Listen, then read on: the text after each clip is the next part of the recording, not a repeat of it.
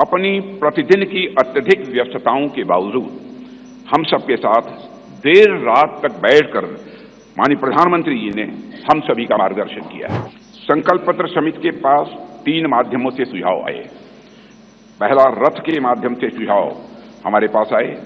दूसरा, संस्थाओं और व्यक्तियों द्वारा पार्टी संगठन के माध्यम से सुझाव आए, हम तक पहुंचाए और बड़ी संख्या में ऑनलाइन इनपुट्स भी हम तक आए।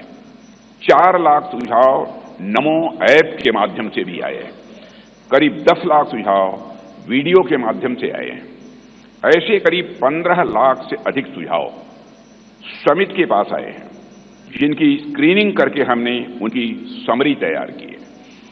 उनमें से मुख्य मुद्दे ढूंढे गए और उस पर चर्चा हुई कि इन मुद्दों पर हम क्या कर सकते हैं। इस बात पर भी विचार हुआ कि हम जो संकल्प लेंगे उनके फाइनेंशियल इम्प्लीकेशंस क्या होंगे। यह विषय केंद्र का है या राज्य सरकारों से जुड़ा है या समवर्ती सूची का है। इस विषय से जुड़ी कोई स्कीम चल रही है या नहीं और इसका हमारे मित्र देशों पर कोई असर तो नहीं पड़ेगा, यह भी सावधानी बरती गई है।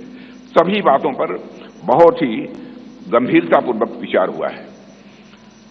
साथियों, हर विषय की 360 डिग्री एनालिसिस करने के बाद हमने विषयों को 24 ग्रुप्स में बांटा है, 24 ग्रुप्स में से बांटा है।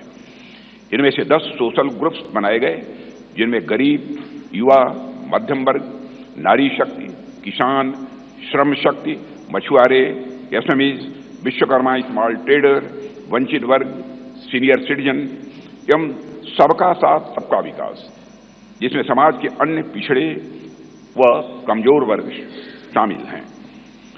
इसी तरह जीवन और गवर्नेंस के जुड़े मुद्दे ये 14 सेक्टर में बांटा गया है इन्हें। और इनमें पहला है विश्व बंधु, जिसमें भारत के अन्य देशों के साथ संबंध की बात की गई है।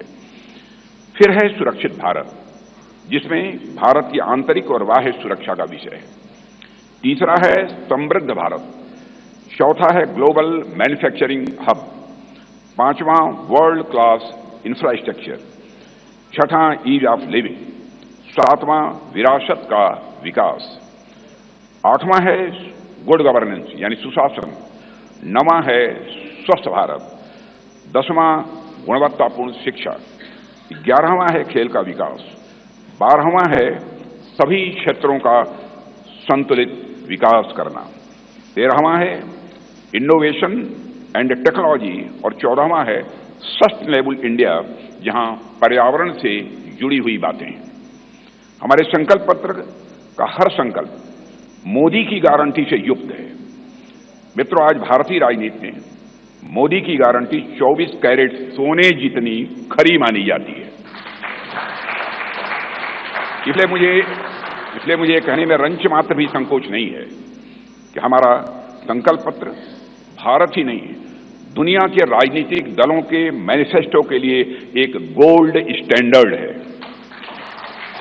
और मुझे पूरा विश्वास है जिन संकल्पों को हम यहां रख रहे हैं वह 2047 तक एक विकसित भारत के निर्माण के प्रधानमंत्री मोदी जी के संकल्प को जहां यह आकार भी देगा, वहीं यह विस्तार भी देगा और उसे साकार करने में भी यह मददगार साबित होगा। साथियों, मैं यह भी आपको की जानकारी में लाना चाहूंगा कि इस संकल्प पत्र को तैयार करने में